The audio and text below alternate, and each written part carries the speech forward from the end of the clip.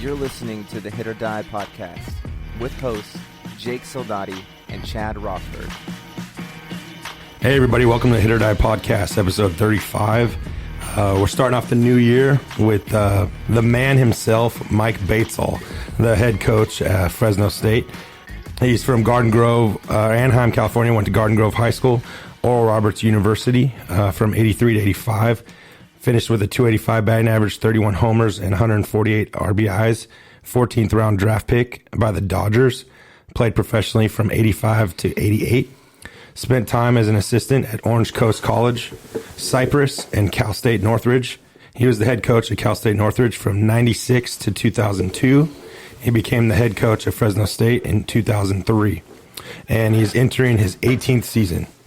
Two-time National Coach of the Year, two-time Mountain West Coach of the Year, Big West Coach of the Year, 7 WAC titles, 2 Mountain West titles, and 2008 College World Series champion. Numerous draft picks in big leaguers, to name a few: Justin Wilson, Justin Miller, Austin Wynns, Doug Pfister, Danny Muno, Steve Susdorf, Jordan Luplow, CJ Fick, Robert Fick, Cameron Lowe, Bill Murphy. Some first rounders include Adam Kennedy, Richie Robnett, Matt Garza, Tanner Scheppers, Aaron Judge, Taylor Ward, and Ryan Jensen. Yeah, just to name a few, I guess would say. But that's another great resume. We definitely want you guys to go out and look at his bio. It's definitely worth a look. Coach is the real deal. Coach Batesole, thank you very much. Proud to be here, guys. I've listened to a few of your podcasts. I love what you're doing. I love the message you're sending out there to the younger kids and preparing them correctly for what's in front of them. Great job. Let's get right into Fresno State. You take over for Bob Bennett. What do you look for when you're recruiting out there for players? Obviously academics is very important to you and the program. So I know that's probably on the top of the list. But besides academics, what type of player are you looking for? Their mentality. In a perfect world, we recruit character first. We're going to call the head coach. This kid got some toughness. Is he a great teammate? What's he like off the field? We're going to call everybody in our network that we know about him, local scouts, ask them everything that we can find out about their character first. Not really interested in their opinion on whether they can hit or throw or run. That's our job to evaluate that. But the things that we don't know and couldn't possibly know at that point, about their makeup and characters, number one. And we've really had the most luck with guys who've played football. They tend to have a little thicker skin, can coach them a little harder and push them through the grind that's in front of them. Coaches' kids, better instincts, been around the game more, think ahead, things that still win games in Division I baseball. Then we go to academics, and the reason we go to academics second is when you look at a kid's transcript, to me it's super important because what a good transcript means is this young man is willing to make the sacrifices that it takes to find a way to get things done. Doesn't mean he's any smarter than anybody else, but he's going to sit through geography class and history class, maybe get there early and do things right and get through something that he may not even like, for the betterment of him and eventually his wife and his kids and as we go down the line. But that's what transcripts mean to me, is that this kid is going to make the necessary sacrifices and have a better chance of being a great teammate. Now, if a kid gets through those two things, in a perfect world, now we'll go see him play. So many kids eliminate themselves in step one, some of them in step two. So we've cut through a lot of guys. It's a crime what's going on out there today. I'm embarrassed for college baseball what some of these coaches are doing. And I'll call them out. I have called them out to their face. It's ridiculous to go see a kid in a travel ball game and call him on the way home and offer him a scholarship. Wait, what? That's why they came up with this new word about 10 years ago called decommit. It's insane what some of these guys are doing. They should be embarrassed. I'm embarrassed for them. I'm embarrassed for the coaching fraternity that we even had to come up with that word. So once we get through those two, you got a better chance now of seeing what you want to see. And when we go see him in person, generally what we're looking for is some lightning. Get some lightning in his back, get some lightning in his arm. He can really run. Hopefully a couple of those, but not too many of them. We'll never see them. So you got to kind of push your way through that. If a kid's got all of that, he's going to Stanford or he's going to sign. So crossing him off the list. So you got to, not only once you get there, you got a group of guys at the top that you just go ahead and eliminate. So that's really in the order of what we're looking at. He's got to be the right person, the right fit. And that's the most important thing of the whole recruiting process. What I tell parents that ask me is it's got to be the right fit. You don't want to send your kid to a place that he's not going to fit. And the best way to do that is don't go out and spend $10,000 in summer on travel ball. You're a knucklehead if you're doing that. The best way to do that is ask your kid, what's your 3 favorite programs? If you could go to any 3, what would they be? And then go to their camp. Because now the coaches can actually work with you. They can see what your adaptability is. They'll learn your body language, how you adjust from swing to swing. If they give you something to work on, can you actually do it? And you get to know them personally and be around them for 2 or 3 or more days and understand their personality. Maybe that's a guy I don't want to play for, or maybe that's the guy. And that's really what it's about, is finding the right fit. There's tons of great coaches out there. And you want to learn how to hit or how to pitch, get a book. I mean, it's not that hard to figure out mechanically. But you want to be in a program that's got the goals that you have, so that when you're going through that grind every day, you're going to be happy while you're doing it. Yeah, we've talked about that with everybody. Yeah, I mean, everybody's the right fit. It's just like the confirmation. Yeah, you know, it still rings true. The fit is the deal. You know, it's not just what you see. You know, and like you said, it works both ways with the camps. You know, kids going to see the facility. They're going to see where they'll be going. You know, who they're going to be working with, who the assistant coaches are. You know, their parents are going to see how they respond. You know, you seem pretty happy. You know, it seemed like a good 3 days. You know, you're going to get a better gauge of what you're about to get into. The final step in the process then is we'll have them out on a visit, which generally goes, we'll have them in a Friday night, go to our practice, we'll take them out to dinner. Saturday, we'll do the campus tour. They'll meet with our academics, our weight people, our compliance people, our trainers. We'll have a little tailgate. They'll meet with me for an hour and a half. We'll offer them or don't offer them a scholarship. We'll go to a football game that night. So that's why one of the big reasons why what our football team does and how they draw is super important to us and our success. And then we'll have breakfast in the morning and send them on their way. And for me, the last piece of the puzzle is evaluating Dad. And if Dad's I got a sense that Dad's got some toughness, Dad's got some discipline, there's a pretty good chance that's passed on to the kids. If you get a feeling that the dad's soft and you pick up on some things, I've had kids in here for a weekend that we didn't offer just for that reason. Yeah, even though they're probably talented enough. And that's big. I mean, character, toughness. And I feel like, you know, being a part of this baseball community, you see a lot of guys leave here because I feel like, and you can say this yes or no, I feel like they aren't tough enough. They might think they are, but when they get here and they find out, you know, I'm not tough enough to be a Bulldog, I'm going to leave. And I don't want to argue with you, but I'll argue with you. Our APR is among the nation's leaders. It's been perfect several years, generally in the 990s, 980s. So nobody's leaving here compared to other schools for sure. I mean, our APR is nationally ranked. So I'm going to disagree with you. But now the few guys, it's everything's magnified here. We recruit this valley. Right. So one kid leaves, it seems like 10 kids leave because everybody knows everything about everybody. So I feel you there. But our guys, let's define toughness. Okay, we're not talking about slugging somebody in the face in a street fight on Saturday night. That's the opposite of toughness.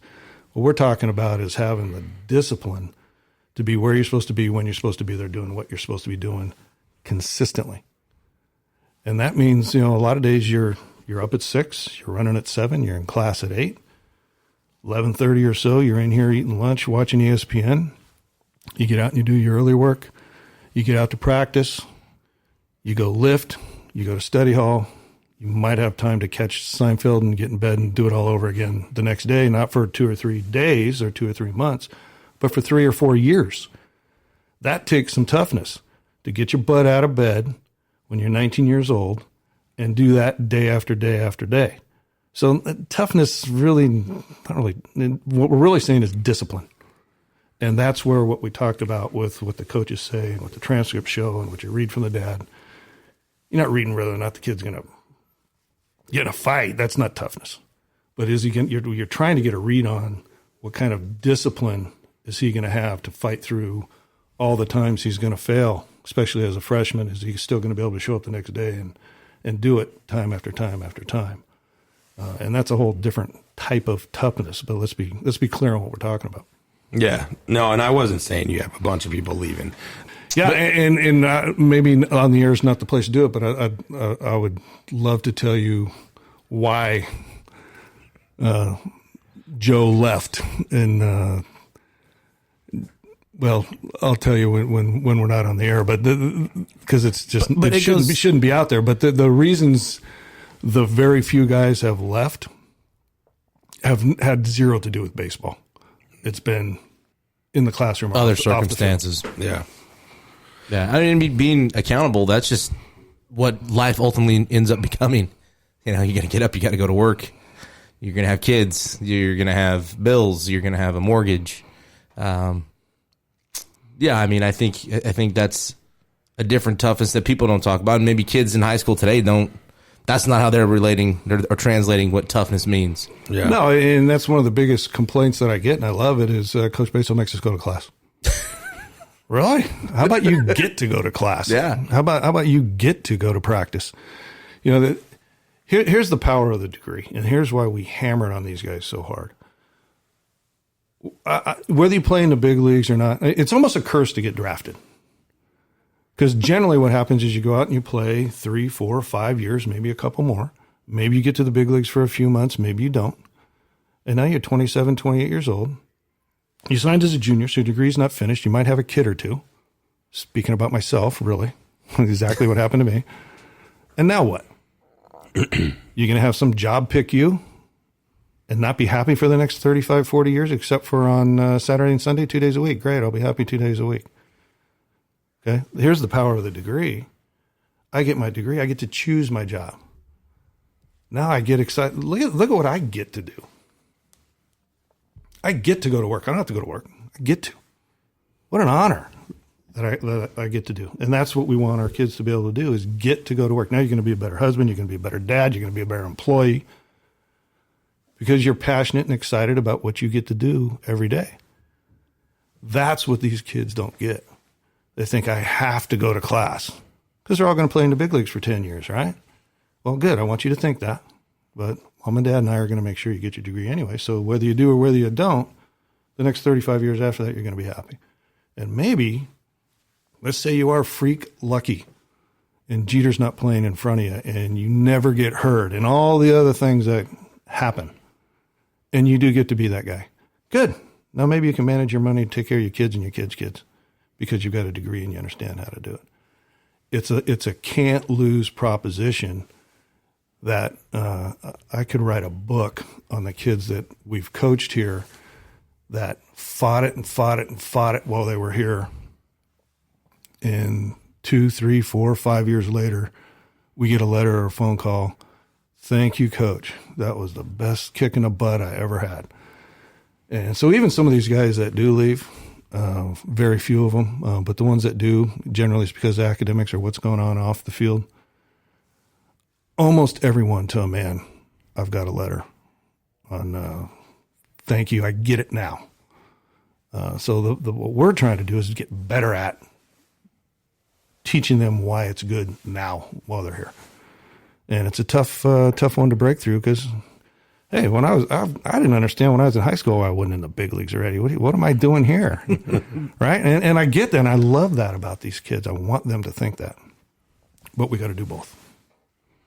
It's a crazy, different way to think about it, and it makes total sense. And that's why, this is great information for all those high school guys to understand, why they're doing what they're doing and going to class and getting a degree and doing all that stuff. Because I'm on the wrong side of what you're talking about. I did the pro ball thing and then didn't get my degree until I was like 30 years old. Now I'm behind of all my peers that are in their jobs and doing that. So, I definitely wish I had somebody explain that to me back then, than find out when I'm 30 years old. But that's great info. I hope you guys out there really take into account of what this program's about and what they're looking for in players. Let's go into 2008 real quick, just that moment of winning the national championship. And we talked earlier off the air. You didn't really get to let it sink in till almost 5 years later. Because in the moment, like you were saying, you guys were on the road for 40 plus days, with only 2 days that weren't even 24 hours of off days pretty much. And you're thinking you're managing the team and the program. You guys didn't have an ops guy, so you guys are taking care of all the travel and all that. Can you take us into what it is about coaching through that whole time and what your mind's going on thinking about this pitcher, that pitcher, this game, that game, lineups, matchups, kind of get in the mindset of a college coach and what you do and what you have to go through ahead of time. Well, yeah, I think the run itself, one's not going to happen again. As another team's not going to do that. No. And the behind the scenes on top of it, just magnifies even more what an accomplishment it was. We were in deep, real deep. Didn't come out of it long after the championship was won because it was all about staying ahead of everybody. There's so many thousands of things that win college baseball games. Very rarely, if you look at the box score, is that going to tell you both teams are going to have 8 or 10 hits and both teams are going to make 0, 1, 2 errors. Not that different. But it's all the little things that you got to stay ahead of. For instance, let's say you're running a pick play on a bunt. Okay, if you're a base stealer, what one of the big cues is if the pitcher wipes or not, right? Because who calls the game in college baseball? The pitching coach. He's going to suggest a pitch, but if he calls a pitch out or a pick, you're not shaking that. You're doing it. You're going to come back and dugout and say, "Well, I didn't want to throw a pitch out," right? So, to combat that, what you do is every time you run a pick or a pitch out, you have your pitcher wipe. So now the runner, if he's a good base stealer, says, okay, he ain't picking, he ain't pitching out. There's 1,000 things like that, and then what happens as soon as he picks? What's the hitter do? Takes a peek back to see where the catcher was setting up. If he's a good hitter. So part of that sending in the pick is you got to send in a pitch. That's the opposite of the one you're going to call the next one. So the catcher set up in the opposite spot. There's a billion things like that. That's just one little, on a pick play, a couple of the thousands of things that you got to stay way ahead of the other team, in calling the pitches and working through. I've heard a lot of guys say, I think catchers should call their own game. Go get a team and let's play. You can have a 19-year-old kid calling pitches. I'll steal 2 outs from you in 20 pitches a game. You're going to be 10-46. This isn't 1980 where when we played, you had 40 or more fall games where your catcher's going to catch almost a whole season to learn and go through. There wasn't these restriction on hours practicing. So he could study film and do all that stuff. Okay, here's what they have nowadays. We have about 10 weeks a year or so where we can be with them for 8 hours. We have about another 20 or so that we can be with them for 20 hours. So that leaves another, do the math, however many weeks. We can't be with them at all. Okay, now we're trying to get good at actually receiving and blocking and throwing. And, oh, by the way, I got to hit and I got to master the team defense. There's not enough hours in a day to do everything you got to do anyways. Now you're going to go watch film and study this hitter and watch this pitch that he took on a breaking ball 8-10 times. Where's his hands? Where's his feet? Okay, next pitch. What do you do with that? What's he doing with runners in scoring position? What's he doing without runners in scoring position? What's he doing on first base when he's running or he's not running? Our catchers don't have the time of day to study that. It's impossible in 2020, unless you want to break the rules and be illegal. But who does? Pitching coach, which we get paid to do. So Ovi can sit up there in his office and he can watch how a hitter takes a pitch 20 times if he wants and study and know. So I always tell our catchers, you can call your own game as soon as you know your opponent better than Ovi. Let me know when that is. So we don't have much of an argument there. But you know, and oh, by the way, if you don't win games, you're fired. So if you love your job and you're passionate about it and you're into it, like I love Fresno State and I love being the head baseball coach here, but I'm going to let this 19-year-old kid run me out of town and I can't pay rent. So if that's your theory, we need to develop these catchers. That's for minor league baseball. By the time he develops, I'm fired. He's catching for somebody else. You just don't, in 2020, if you like your job, it's not smart. Now, if I go back to 1980, and kids can take racquetball and they can study film, and we can play 40 fall games, and oh, by the way, after the game, I can keep him here for another 2 hours. Yeah, I'll get him ready to call the game in the spring. But you're cheating if you do that in 2020. So you can't do that. So now, if you like your job, you have them. We suggest pitches. We control the running game. Running game, even in the big leagues, the managers control the running game.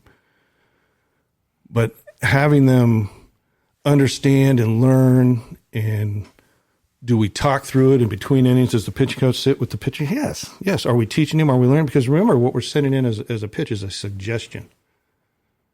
And when they change it, just like any time any of my infielders do something different than what I ask them to do, when they come off the field, if they have a reason, awesome, dude. Even if it's nothing that I would have ever done, your spikes are in the dirt. You got a better feel than I do.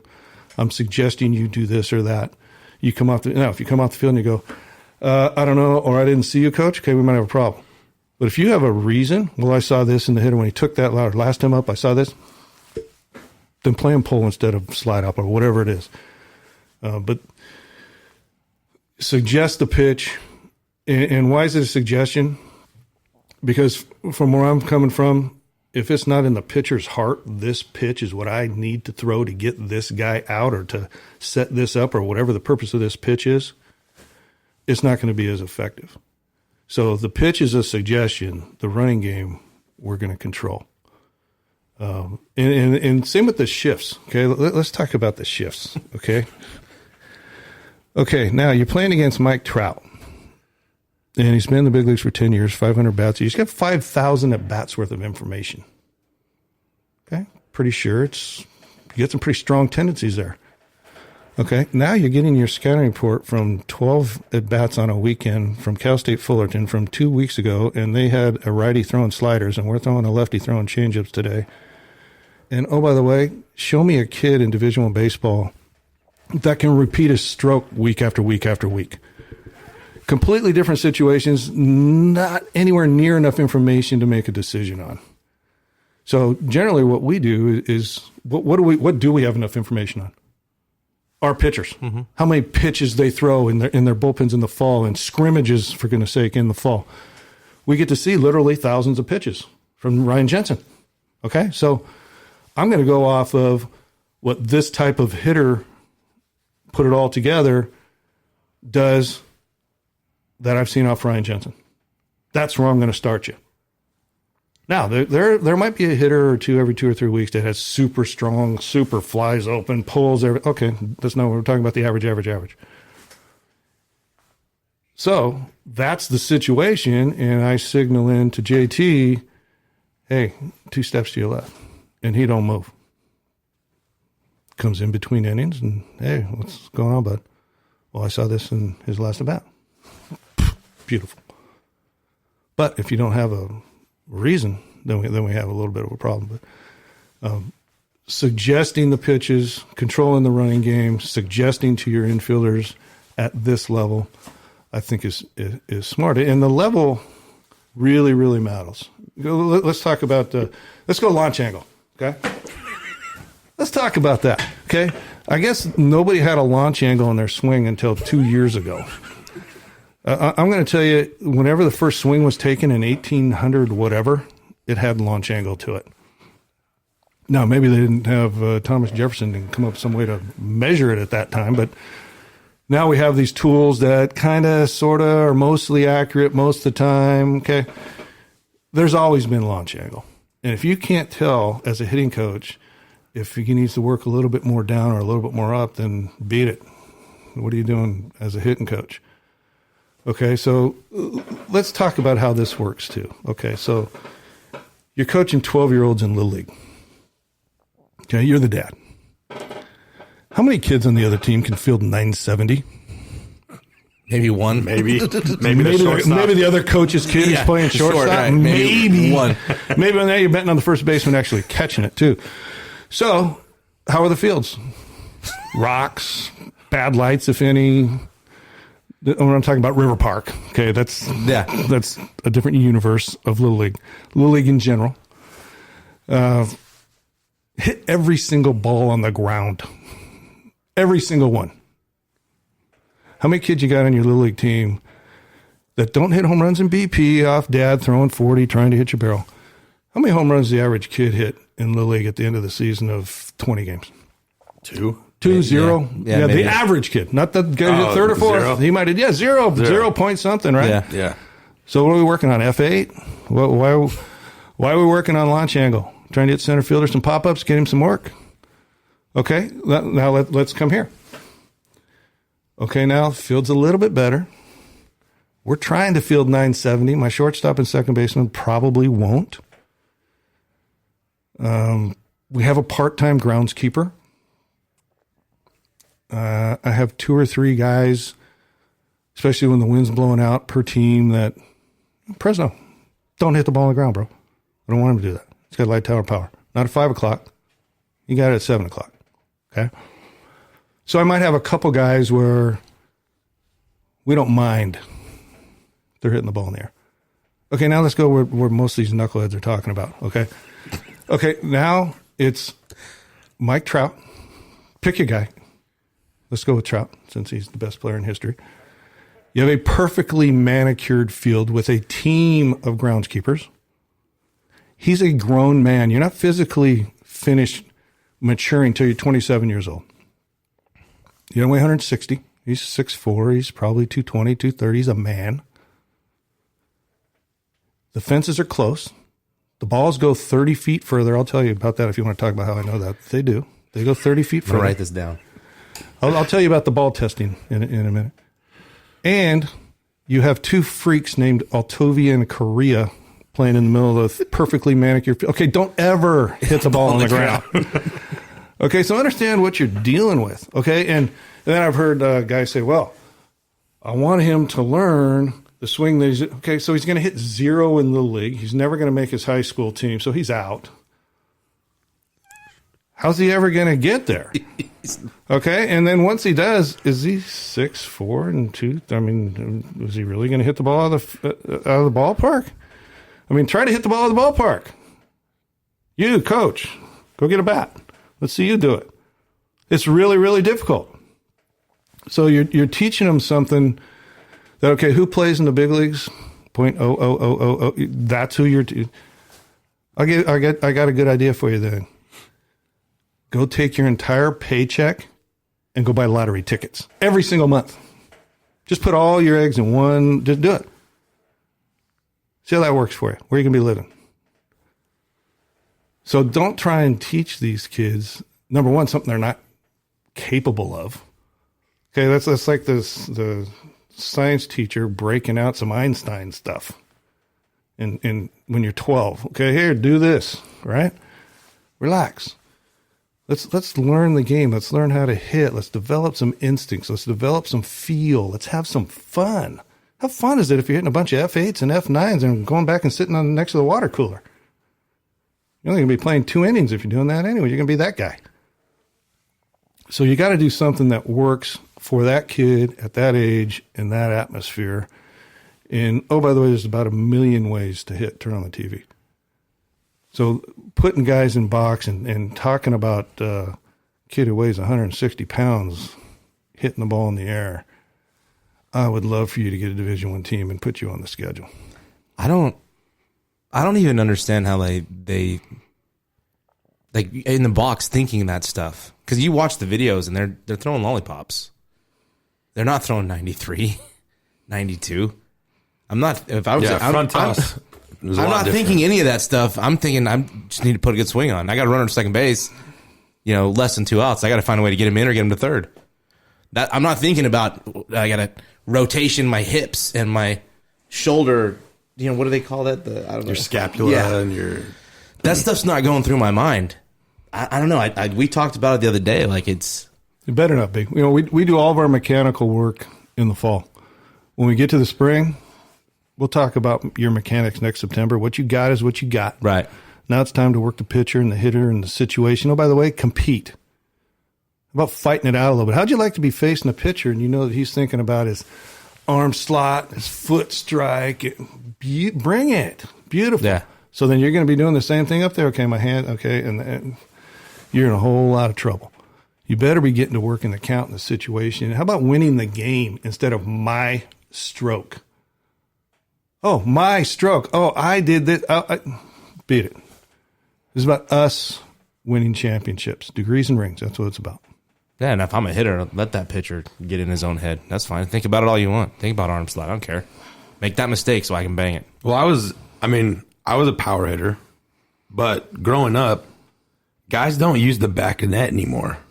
Younger guys, even the high school guys that I have, when I tell them, look, you got 5 off the tee, I want 5 off the back net. And they're mad. They want to hit the ball on the top of the cage. I'm like, if you get them on the back net, when you're in a game, your shoulder's going to dip just a little bit more, okay? Then you're going to get that launch angle that we're looking for. But if you hit the ball on the top of the net in a game, you're going to get that little more dip. Now there's going to be pop-ups. F8s. So why aren't we – and, I know you, old school, the back net, that ball looks good. That line drive off the back net. Long line drives, guys can hit. Long line drives to the opposite field, you can play a really long time. Now, back to what you said. Soft toss in our cage, we try to get everything belt to not bouncing. BP, belt high, chest high, because exactly what you're saying, because that translates into the game. Single, oh, just missed it, double. It goes a little bit more. So if you're going soft toss and tee, I'll go recruit somebody else. You have no chance of understanding what we're actually trying to do as a team. Even going even further into that, 2-strike hitting. Because it doesn't, I don't want to say it, we've said it's okay. It's not okay, but I think it's more accepted maybe. Striking out. It's just more part of the game where it's like, no. And like you said, at our level in high school, we've talked about in the past, we'll be just relentless with 2-strike. And I want to put the ball on the ground, put the ball in play.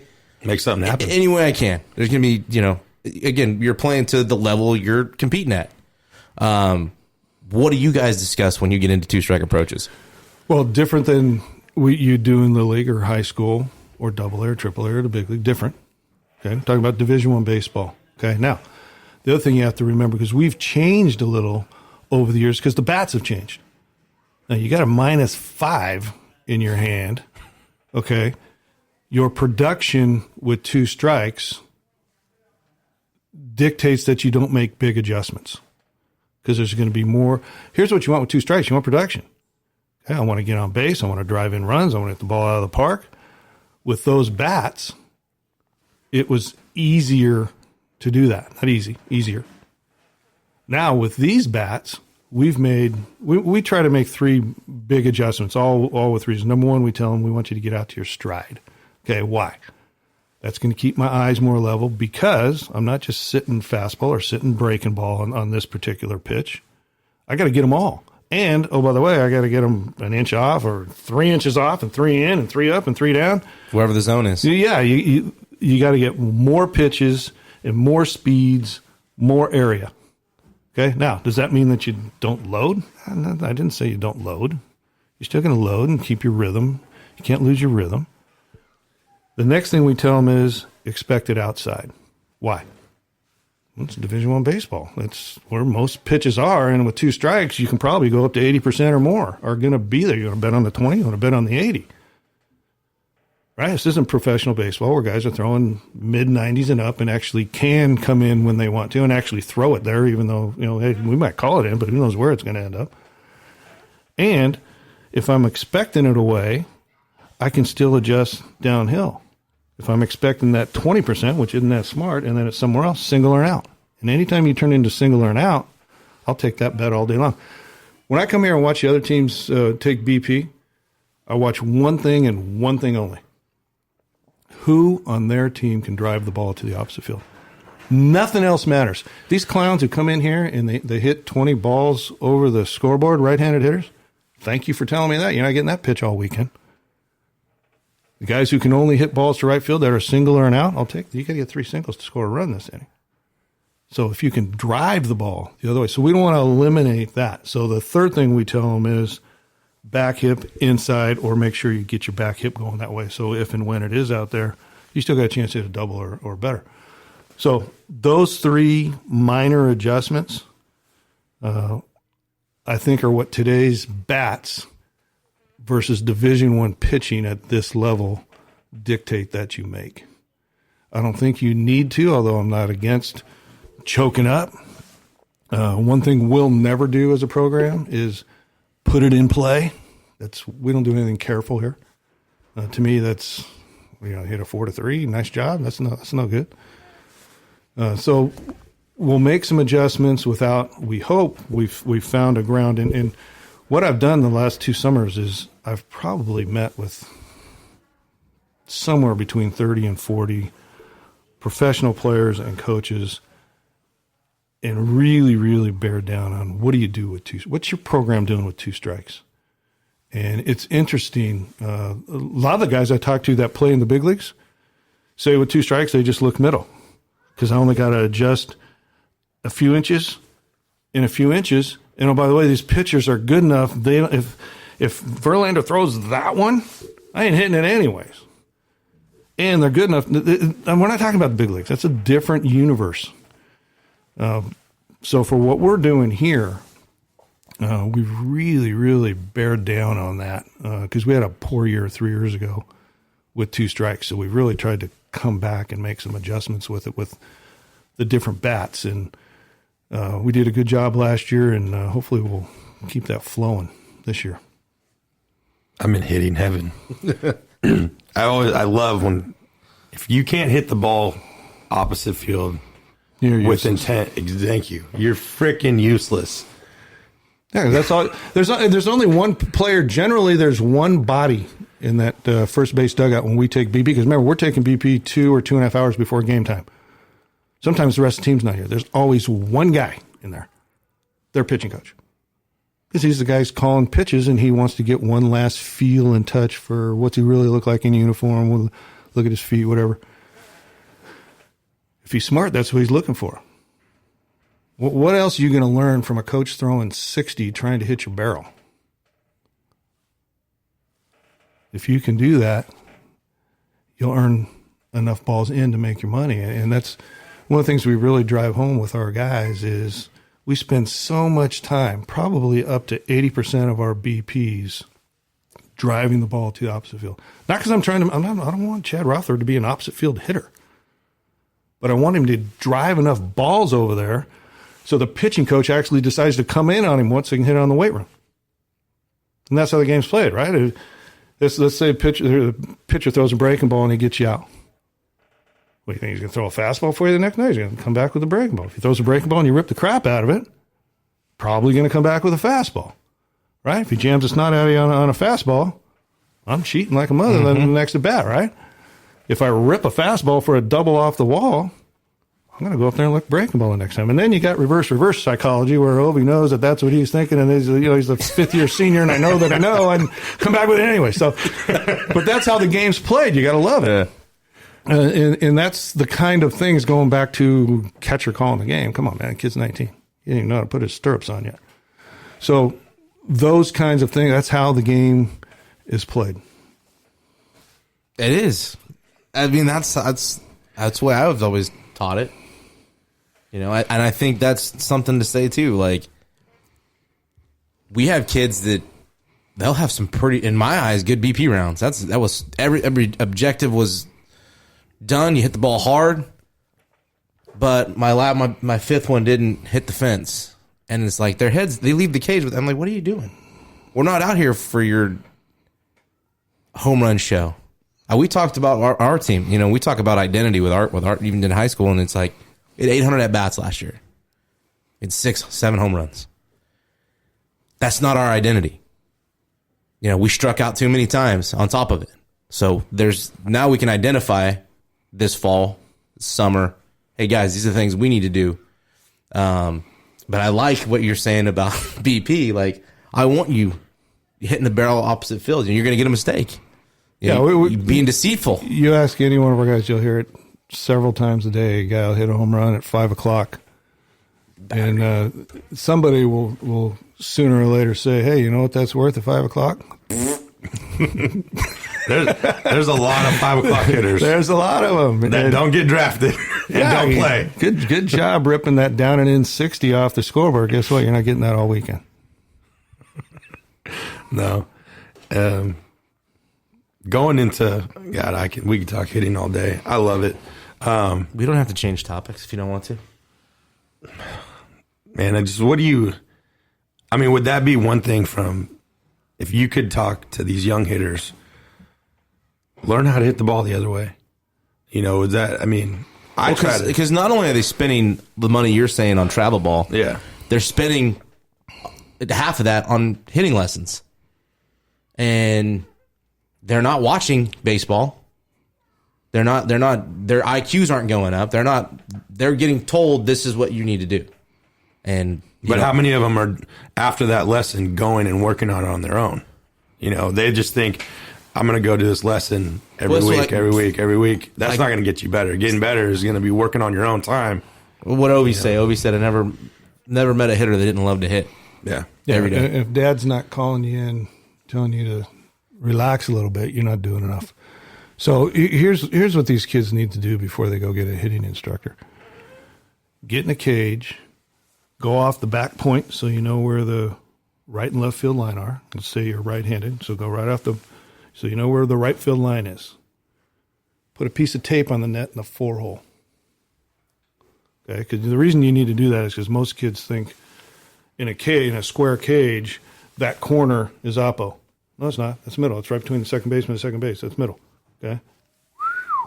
That's oppo. Way over here. So where you got to take your back hip and where you got to get your barrel, way different than that. They think, I just hit 20 oppo. No, you just hit 20 middle. You haven't hit any oppo. As soon as you knock that tape off every day for 10 days in a row, then go get a hitting coach. Because until you can do that, you're not much good to anybody. No, I shouldn't say that. Past high school, you're not worth. Because here's what happened in high school and below. The coach or whoever's calling the game will call an away pitch, but the pitchers aren't disciplined and strong enough, and they're not talented enough to throw it there consistently. Right. Okay, I'm talking about 80% of the time. They're not strong enough to do that. Okay, once you get here, once they're past their freshman year, hopefully they can actually do that. And so that's really what changes the game offensively. Oh, he's got great power. No, he doesn't. He's a good wiffle ball player, right? I mean, until you can hit this one with authority, doubles and home runs to the opposite field, long line drives to the opposite field, you're going to get pitched to and you're going to get beat up. And that's what Jordan Luplo was telling us. Yeah. That's how he Even starts now. his day. Even now. That's all he works. And it's obviously translated into some He won't success. pull a ball until his last round. And that's just to get a feel for the pull side. He says cage, tee, flips, whatever he does, it's right center. Hey, but the key is, again, I'm not trying to make you an opposite field hitter. No. Now, some guy, Ashford, that was his strength. We had to work a lot on pull side because everybody wanted to come in and him. Corby, same thing. Lots of guys I've coached that probably one or two a year in the lineup. Actually, that's their strength. Luplo, that was his strength. Right center was his strength. Okay, so understand the normal guy. Well, the reason we're trying to get you to work oppo is so that you have so much success with that, they have to actually come to your strength now. The pitch coach is going to go, wow, he's ripped 2 balls over to right center. Let's try going in on him. Whack. Understand that. Okay? Here's one of my biggest frustrations as a hitting coach. Watching guys put a ball thigh high on a tee in the center of the plate. What are you doing? You have to practice that? Yeah.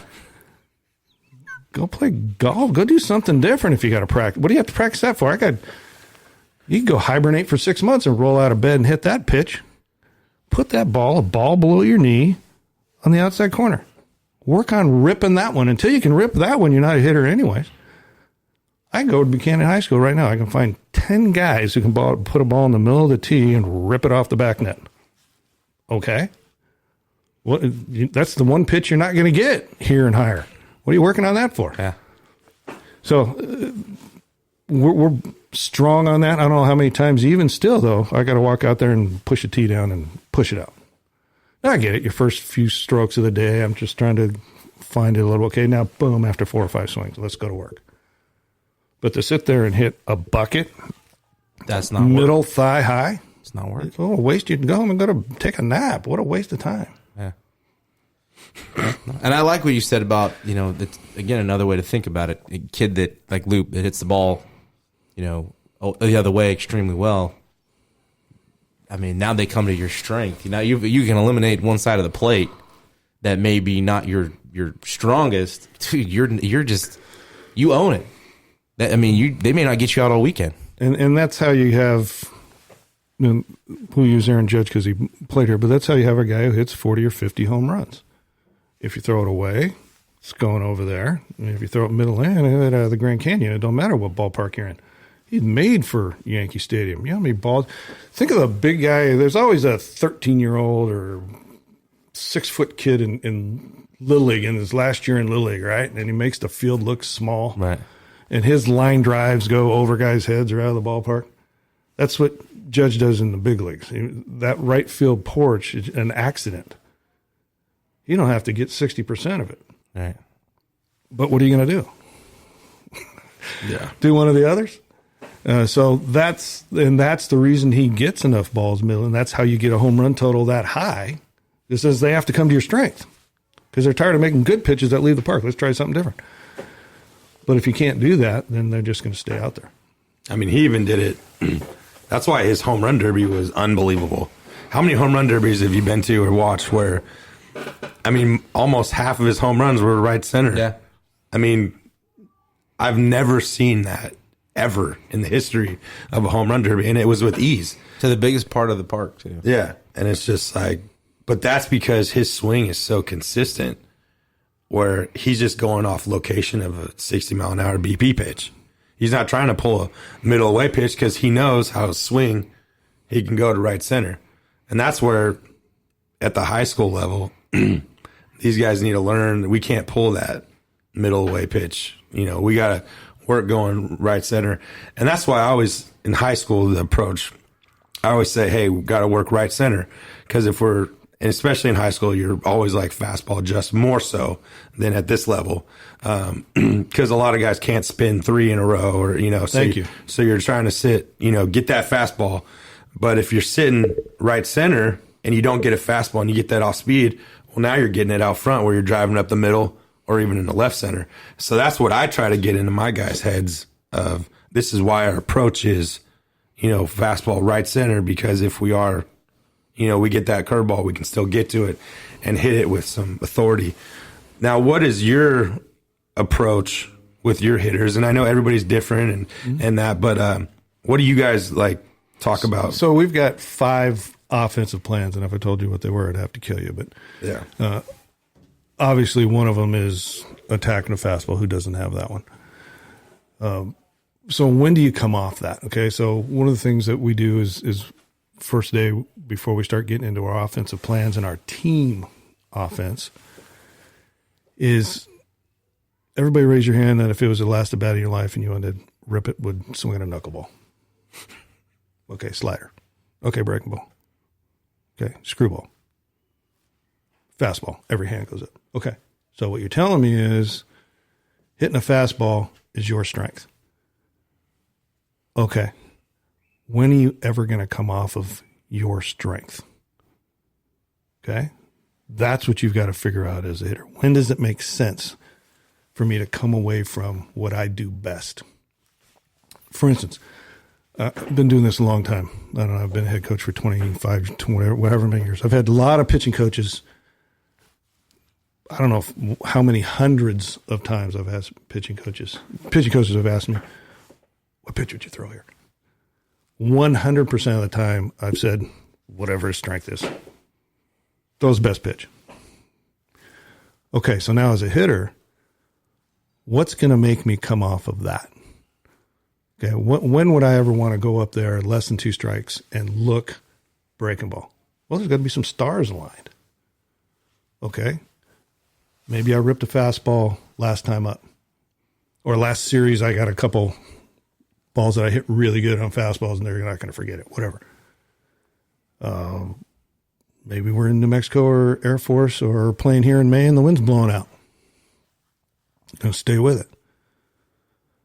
How about the pitcher? We got all the charts in the dugout. He's only throwing his breaking ball for a strike 50% of the time. Why am I coming off? I'm just staying fastball then. So there's got to be some stars aligned. Okay, so let's say, when would I? Okay, maybe I ripped a fastball last time. Maybe I looked crappy on a breaking ball last time. Same reason, okay? And I look at the chart, and he's throwing his breaking ball for a strike 65% of the time. Wind's blowing in. Whatever. There's a lot of reasons that could add up to I'm going to come off of my strength. One of the biggest ones at our level is runners in scoring position. Remember, we're not dealing with Verlander here. So you got a man on second base and 2 outs, and pitcher's first choice is going to be, I'm going to come right at this guy with a fastball. Now, if you're hitting in the middle of the order, that's not going to work very much for him. So that has to be one of the things on your list is I might go up there and look breaking ball when there are runners in scoring position. If he's throwing it for a strike, if he's throwing it for a strike 50% of the time, I don't care what I've done. I'm staying fastball all day long.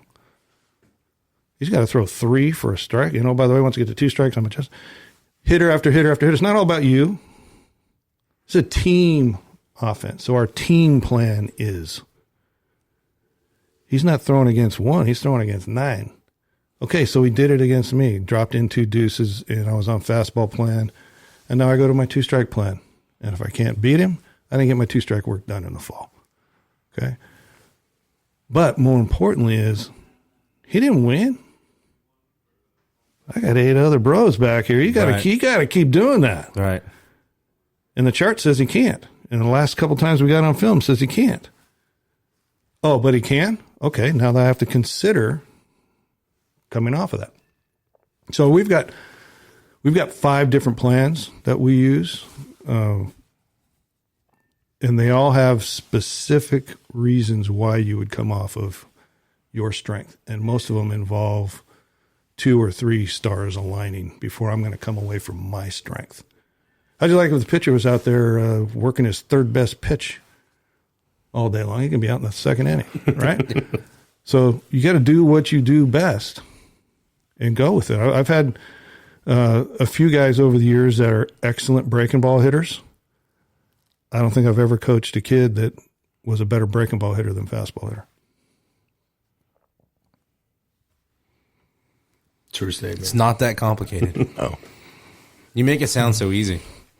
Well, I've been tracking this for, like I said, 25 years. And at the end of the year, we know two things with our team offense. We as a team and almost every single guy individually is going to hit 420, fastball less than 2 strikes, and is going to hit 120, breaking ball less than 2 strikes. So I'm always telling you want to hit 420 or you want to hit 120? Which one do you want to do? Now, that's a little deceptive because we're counting all of the breaking balls that you swung at when you were on fastball plan too. Now, if I had a way to go back in time and say we're going to get a breaking ball batting average only for the times we were on breaking ball plan, that'd be much higher. Okay. But the point is, and I like to make, because there is a difference, I like to make the big difference.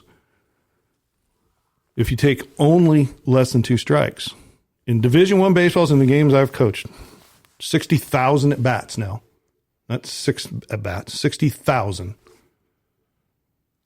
You want to hit 420 or you want to hit 120? And if you choose that 120, when you come back to the dugout, I want a reason or two. Okay, good. But if you don't have a reason, so what we're trying to do is take away that pitcher's best pitch. And if we can make him go to his second or third pitch early in the game, we got him. Okay, because again, I keep going back to this, but this is Division I baseball. Okay, so you're going to have 15, 17 pitchers on your staff. Who are the best 3 pitchers? Starters. Friday, Saturday, Sunday. The sooner you get in the bullpen, the sooner you get to, their coach is already telling you. There's a reason he's out there. He's not as good as this guy, or he'd have been starting the game on Friday. So that guy's not as good as this guy. So as soon as we can get this guy out, the better. So we've got a lot of quality of bats and pitch count. We've got a lot of things we do offensively that are all geared towards getting this guy out of the game and let's get in the bullpen. Talking about what we were talking about on the way over, the Mountain West is going to be different now with your schedule. You're playing everybody one time. And we were talking about how important, it is with the Friday, Saturday, Sunday. Well, we were talking about those 3 horses he had with. Well, you had Pfister, Romero, and Underwood in 06, which is 3 aces. You had 3 pretty much Friday night guys. But how is planning now going to be with only playing everybody one time? Because now that Sunday game is important. You got to win the series. I like to think that we play every game like it's Game 7. What do you got another gear you're going to turn it up? Why wouldn't it turned up? Right. There's nothing to plan for. It's the 9th inning. Let's go. Well, why wasn't it going in the first inning? Yeah. So I'm not buying into that. Turn it up a notch. It's more important, and every single pitch is important. I mean, generally at our level, the team that wins the most games is the team that wins the most pitches. It generally comes down to 3 or 4 pitches that were, did you win them or not? That's how tight it is. And if it's try to make out a schedule. Okay, you're a Division I coach and you're making out your schedule. Let's see. Should I play St. Mary's? Should I play Sac State? Or should I play Oklahoma State and Arizona State? Okay, go get a team and try to beat Sac State on a Tuesday. You better play your best dang game or they'll get you. Absolutely. So you might as well play Arizona State. What's the difference? I mean, right. you have to play. Winning Division I games is super hard. I've never had an easy win. Everyone is so much goes into winning every single game. If you're not emptying your tank, you ain't going to win. I mean, try to beat St. Mary's on Tuesday. They'll clean your clock if you don't show up and play your best game. There's no easy win, so there's no turning it up a notch. It's up. Yeah, I think people don't look at sometimes. You may just come off of a weekend series on the road just to turn around and go to St. Mary's on Tuesday. You bet. That's that toughness and discipline we're talking about. Hey, if you got to come home Sunday night after playing them and go grab a 12-pack and run over the frat house, good luck on week 7 or 8, 9, 10. But if you're disciplined enough to go home and maybe come over here and get some swings in and get a lift in and get some good sleep and get up in the morning and have a good breakfast day after day after day after day, you're just giving yourself a way better chance. Because it's hard. It's you're gonna have to come down to what do you want?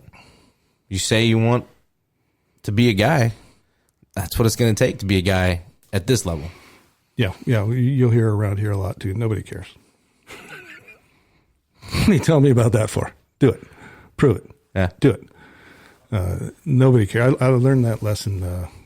A quick story. When I was right out of high school, I was playing with Orange Coast summer team. And I can remember it like it was yesterday. We were at Golden West College. And I couldn't figure out why I wasn't in the big leagues already.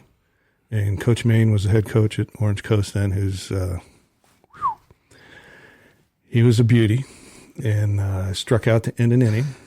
And that's because this is too scared to throw me a fastball, flip my helmet and throw my bat and start walking out to shortstop. And I hear this voice like it's right behind my head. Hey, Batesole, nobody cares. And I've never forgotten that. That was a great lesson he taught me. Nobody cares. Just do it. Nobody wants to hear it. Nobody wants to see your body language. Because really what you're doing with your body language is you're telling everybody in the ballpark, oh, I'm better than that. Nobody cares. Get the hit. Make the play. And that's a lot about what goes on about here is we're all about doing it. Like we talked about with the fine system. Hey, this summer I played with Joe and dollar. I, me, my, mine, dollar. Nobody cares. Do it. We care what you do. Yeah, it's what have you done for me lately? And but that's when you're preparing your program or whoever goes on to professional baseball, because that's what it's like. And when you get to pro ball, it's what have you done for me? That at bat, that pitch, whatnot. No, worse than that. If you're a pitcher, there's 10 guys in your dugout in A-ball hoping you jack it up so they can get in there and make their money and pay their rent. They're not even on your team. Yeah. You're right. Your teammates are your teammates, but they're really they don't want you to do good because then you'll go in front of that. But that goes back to the level you're at. You know what I mean? There's no team. Once you leave Division I baseball, there's no team until you get to the big leagues again, and you're in a race. Then there's team again magically. One of my favorite things to do is watch big league playoff baseball. Oh yeah, now you got the best players on the planet. I'm talking about how many people on the planet are 7 billion, 8 like billion, whatever it is. There's 30 shortstops. You're a freak. And now we get to watch you play for real. That's good stuff. When you watch guys, hey, that's the shortstop. He's a good runner. Well, I ain't seen him run down to first in less than 4.6 for 150 games. Okay, now it's on. Now he's playing. Now he's taking the extra base, and that's what everybody loves about watching Judge and Erstadt, Dykstra, and guys like that play. It's Game 7 for them every day, all the time. Yeah. Hey, how many more years do you think Erstadt could have played if he played like some of these soft guys? Oh yeah. Maybe a few more, but I promise you, he sleeps like a baby every night because he knows he left it out there and did it right. Yeah. That's what it's all about.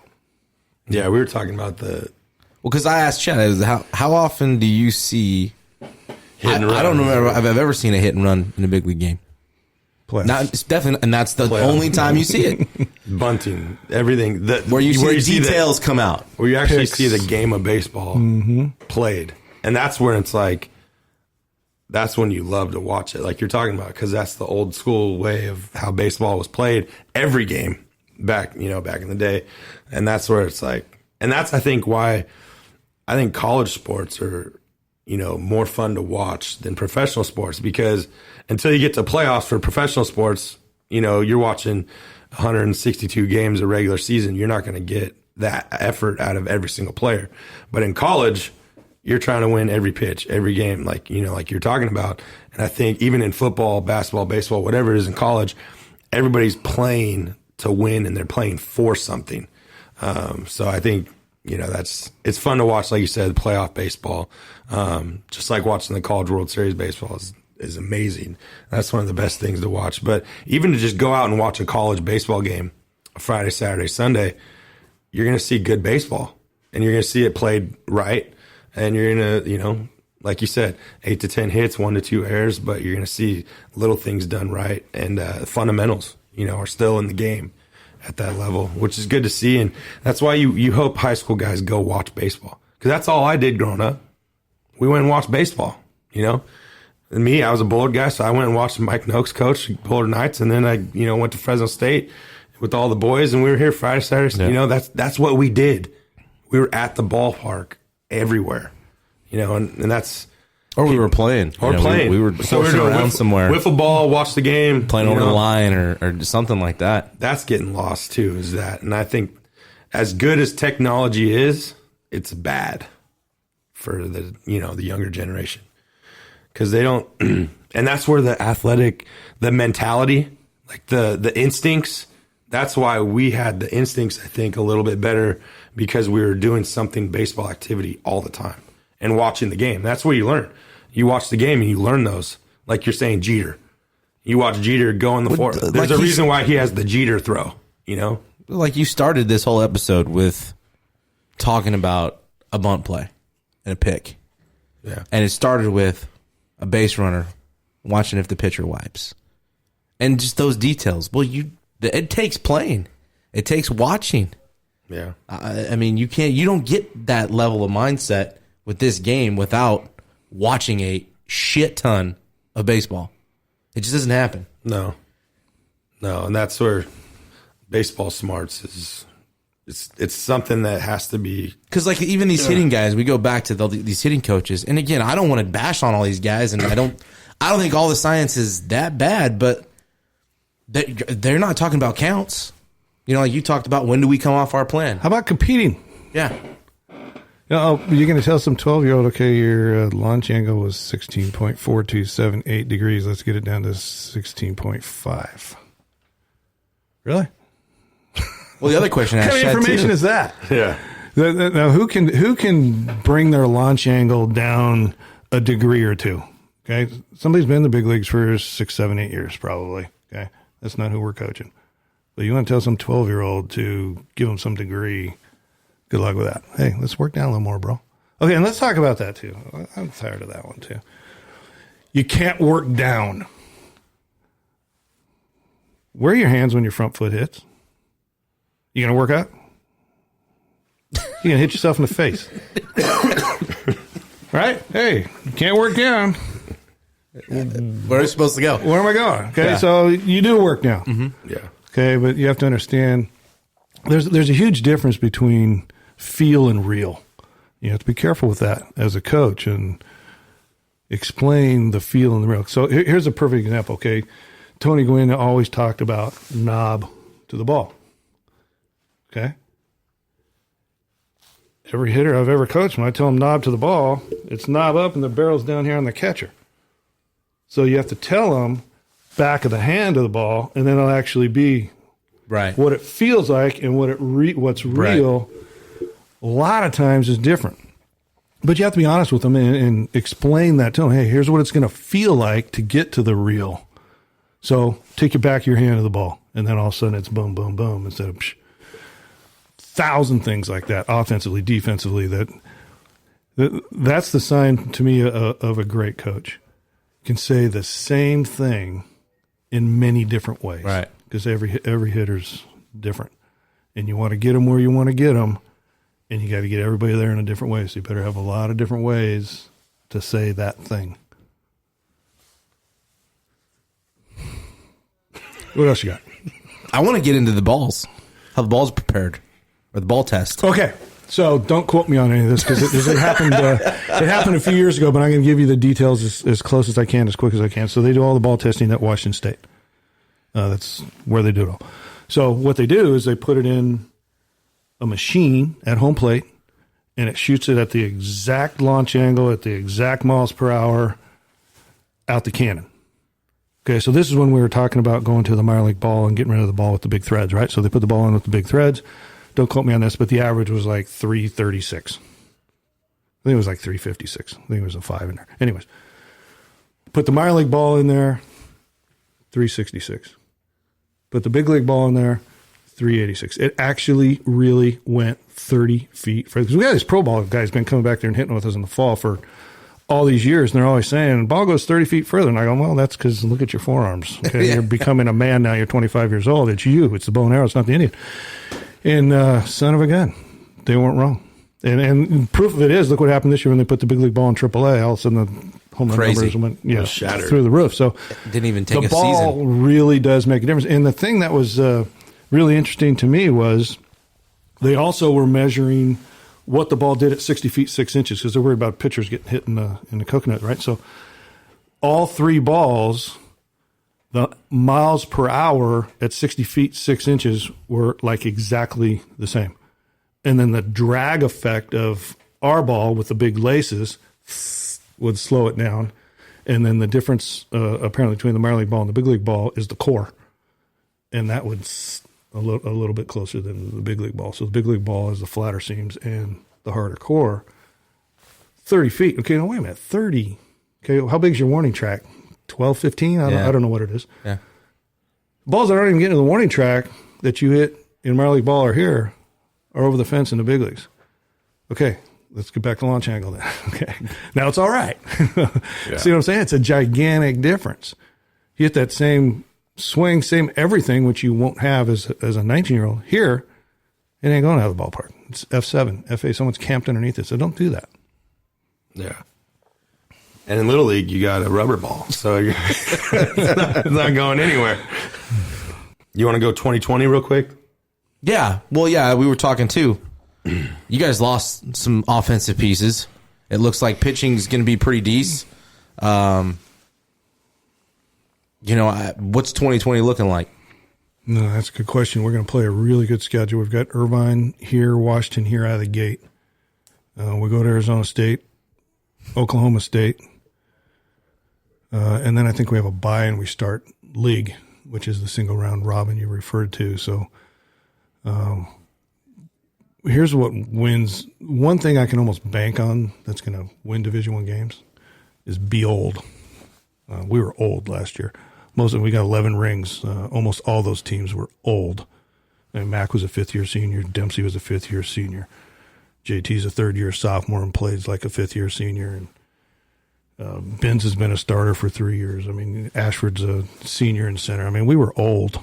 And that's mostly, for my money, what I've learned is it's a physical difference. I mean, you can play physical.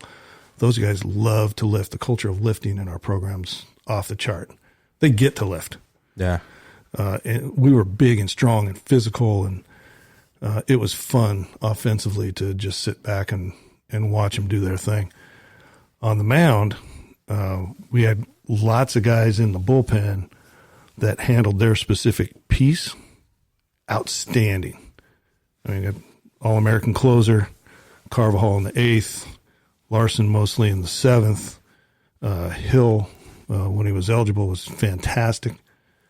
Now, fast forward to 2020, those guys all are going to have to take a little bigger piece. Outstanding success in your small piece. Let's see how you do with a medium-sized bite or a big Friday night bite. And I think they'll do outstanding because they got some confidence with a ring under their belt. And they're better. Yeah. So I think we're going to pitch outstanding. I just don't know how we're going to touch home. We're going to have to win 3-2, 4-3, because our offense is inexperienced and young, and they haven't made enough mistakes on game day to be good. You got to get beat up a little bit, and coach can tell you everything, and you can read everything and watch everything and do all your stuff, but until you live it and fail and get slugged in the mouth, now you've really learned it. And the returners that we have, other than Fresno, didn't have a lot of at-bats. They had some success, and we got some guys returning to hit over 300, but in smaller pieces, just like our bullpen guys. So I don't think they're done learning yet. Can we be good at the end of the year? You hear every coach say, yeah, we can't be good offensively at the end of the year. Beginning of the year, I think it's going to be a bit of a fight. just not because they're not good enough. They just haven't failed enough. They got to get in there and get their tail whacked a few times. And if they learn and grow, we'll be all right. But there's no guarantee on that either. Lots of guys are stubborn. They don't want to learn. You know, one of my favorite things to do is get off topic here a little bit, but most everybody we signed is a high school All-American, junior college All-American, hit 500 in high school, whatever, did all that stuff. They don't walk on campus knocking on my door and asking me to go down to the cage. They want to tell me how good they are. So who makes the practice plans out? So you freshman All-American who hit 500 last year, guess who your at-bats are going to be in the first few games? Arias, Carvajal, Hill. That's who you get. And as soon as they get beat down a little bit, all of a sudden they are knocking on my door. Hey, coach, after practice, can we go down the barn and hit some? Sure, bro. Now we'll start making adjustments because they got beaten down a little bit. And this group isn't quite there yet. They haven't played enough to be beaten down enough. And as younger guys, you try to get them in there in positions where they're going to have success and then get them out while they got their chest out. You know, you take a freshman pitcher, for example, and it might not be the exact right time to take him out of the game, but he just struck out a guy in the 7th. Get him out of there with his chest out. Yeah. He starts feeling he's good because, hey, sophomore, junior, he might be your guy, right? But if he goes out there and you leave him in and Stanford whacks him a couple times or Fuller or whoever we're playing and you could have got him out of there, but then ended up walking a guy and giving up a double. He's got a whole different feel. So managing the mindset of your ball club is a gigantic part of that. So back to these hitters, what I was talking is that's what we were able, because our offense was so good last year, we were able to manage those younger guys in that way. So Higgins in 3 whatever he hit last year. Not that it wasn't good, but understand those were mostly left-handed pitchers and mostly not starters, bringing you in situations where you had a higher chance of having success. So that right now Higgy thinks he's one of the best hitters in the country, and he might be. But that's exactly how you want him to feel. Right. Even though his sample size was a little different. Yeah. If I would have ran him out there against, a Friday night guy, right-handed, cutting him up, maybe hits 240 and he's trying to find his confidence right now instead of the other way. It's way easier to coach guys with an edge and getting them to, hey, bro, slow down before you kill yourself. Then we don't coach guys very good that we have to motivate. We probably last year, I'm going to say 0. No, we had 1. The year before, I know we had 1 team meeting during the season. What, I got to motivate you? What do these coaches talk about down the right field line after the game for 15 minutes after the game's over? Everything that Leffler and everybody in the stands could have told him? Well, we should have got that bunt down in the 7th, and if we throw to the right base why'd you tell him that before the game? So here, practice days are our days, coaches' days. And it ain't easy. It ain't for everybody. We're going to grind you, and we're going to work you. And game days, go get them. You came here to drive in runs and make great plays, go make them. Very, very different mentality from the coaches on practice days and game days. And it's a relief to get to game day for the players, I think.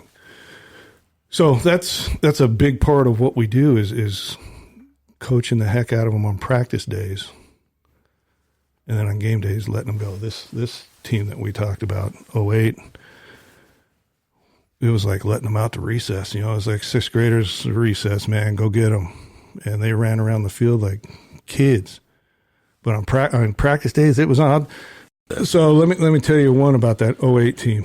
So we are we're at the end of the season. I don't know if we're in playoffs or not. It's been a long time now, but it was at the end of the season, and we're still scrimmaging. We scrimmaged in Omaha. We had teams laughing at us. We're scrimmaging full on in Omaha. We had a couple of rain days. We didn't play. My hitters got to see some live pitching. We're scrimmaging. And they're taking a little BP in their turfs and walking up. Good. So we're scrimmaging at the end of the year. And I don't know if you remember Sesdorf, who I love, one of my favorite players of all time. But Ses liked to step out of the box on the pitcher twice in a bat. Timeout. Right when. So our pitchers have had it. This has gone on for 4 years. So we got one guy on the mound who'll actually do something about it. So Ses calls timeout for I don't know how many times on Wilson. So finally J-Dub just throws it anyways and drills him. And Sesdorf comes over to me, the hitting coach, and says, if that SOB does that again, nobody cares, okay? If you're going to go, go. Can't get along, get it on. Okay, look, don't tell me about it. Meanwhile, I have no idea. Wilson's telling Curdy the same thing. And Curdy's telling him the same thing. So next time up, sure is. Timeout. Ball gets thrown behind his head, and this is practice. He's running out to the mound, and I have two All-Americans fighting on the rubber. In Omaha? No, this was here on our field before we left. And I can't get along. We just kept everybody away. Last thing you want is something like that creeping into your clothes. So finish it. And then when it was done, I grabbed Sesdorf and I grabbed J-Dub and I said, okay, you're pitching and you're hitting. You guys want to do it again? We'll all watch you do it again. So I went back in the dugout and he threw a strike and Sesdorf hit a ground out and we continued the day. That's awesome. Can't get along, get it on. I just scared 14 parents away from our program. No, I don't think so. All the right ones. I hope that they love that even more. I mean, that trophy says otherwise. No, if you don't have some toughness and some thick skin, how are you going to fight through life? What you got to fight through, man. I mean, you get classes to take care of. You got to socialize. Don't forget, these kids have to go get a haircut, put oil in their car too. And you got a lifting program, and you got a running program, and you got a throwing program, and it takes some discipline. If it's not in your veins, don't do it. It's got to be in your veins. And if it is, you will absolutely, like you're saying, Chad, you will eat it up. I want to know who won the fight. Well, it depends who you talk to. Sesdorf will say he did, and J-Dub will say he did. But maybe we'll put a poll out there. It was on the back of the mound, rolling out towards second base. It was a thing of beauty.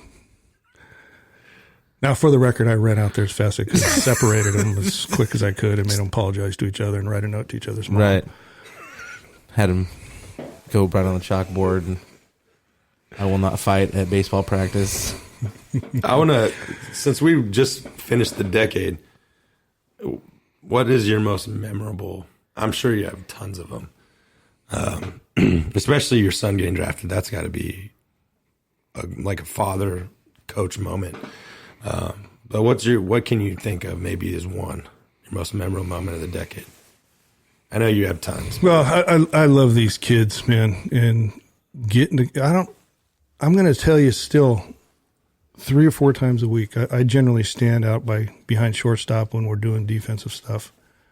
And I look in through the field and I see the stadium and I thank the good Lord that, wow, I get to do this, man. Still, after all this time, it's still amazing to come to this field every day. I mean, that overrides all the moments. I mean, if I had to pick one individual thing that happened, I would say, while we were on that run in Omaha, everything was going so fast. We had no idea what was going on back here. And when we're done, we get to go, we're in hundreds, literally, of radio and TV shows. Jim Rome show, awesome. We got a key to the city. We get to go to the White House and talk baseball with President Bush, who played college baseball. phenomenal stuff. But nothing can touch coming through that parade and coming in the stadium with it full and the infield full, and finally, after 42 days, getting to share this with our people. Calling Sugar Bear down and let him do his thing for a little bit on the microphone. Calling Inman Perkins down out of the stands and let him do a cheer with all the fans, and letting everybody share, our people share in the moment. It's priceless, man. That was the baseball thing in the last 10 years, was just the community, our people enjoying the moment with us together finally. We weren't in the WAC tournament. We weren't at Arizona State. We weren't in Long Beach. We weren't in Omaha. We were in Fresno. That was good stuff. Yeah, that's cool, man. I didn't get to make it, but I remember watching the videos and all the highlights, and it seemed nuts, like just people everywhere. And like I said, we talked about with Ovi, like one of the few things I remember where I was at, what we were doing, we made it a point, like we can't miss this game 3, even game 2. Like I did not have some way to listen or watch the game. Basically, the last month that you guys played, I mean, it was available. We made it work. I remember even before that, I think it was 06, you were at the Fullerton Regional, and my dad's like, hey, go call DirecTV, find out how we get the package to watch the regionals. Yeah, it was a big deal. It was it all works together. I think those 2 years before that, I think we got the championship game of the regional both years. And it's like I was telling a lot of our guys on our 18 team, they were such a gigantic part of what we did this year, winning a championship in 40 games. The way those guys played, the way they went about their business, I'm 100% convinced was a giant part of what happened in 19. They taught those guys how to do it, and then they just bumped it up a notch. I mean, it all works together, man. If you don't have your alumni working for you and your community and your administration, every one of those groups does hundreds of things that nobody has no idea that they do that allow us to put more time into baseball. It takes everybody pulling on the same end of the rope to get this thing done. Well, we appreciate it.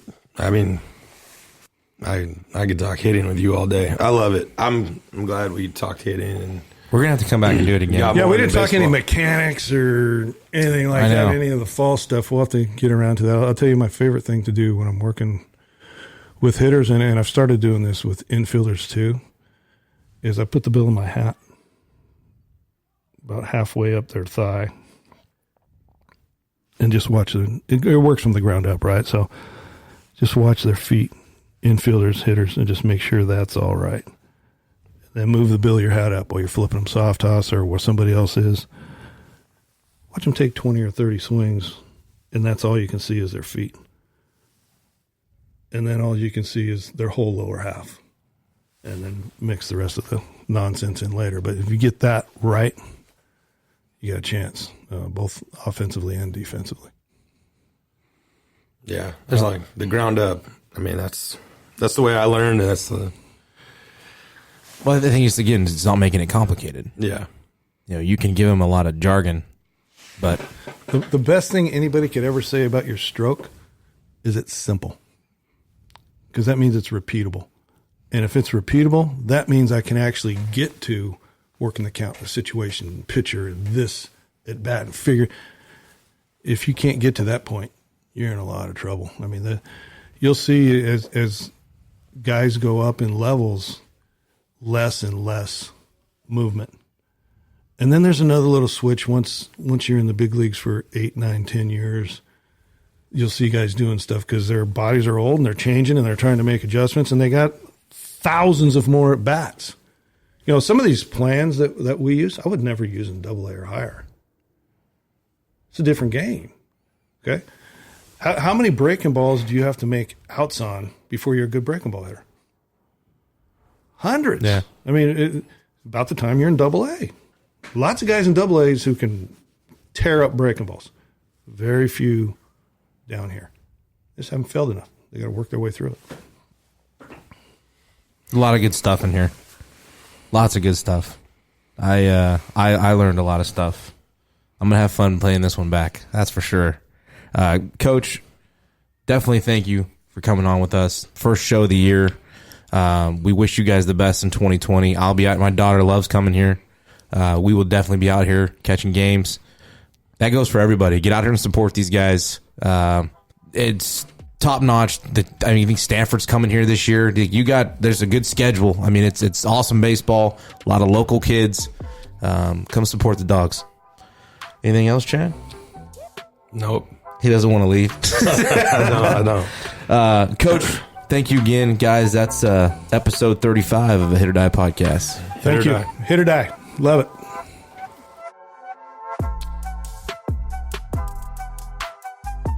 You can get the Hit.OR.DIE podcast on iTunes, Spotify, Spreaker, and iHeartRadio. The show is also available on YouTube. For news and updates about the show or to get involved, check us out on Facebook and Twitter at Hit.OR.DIE Podcast.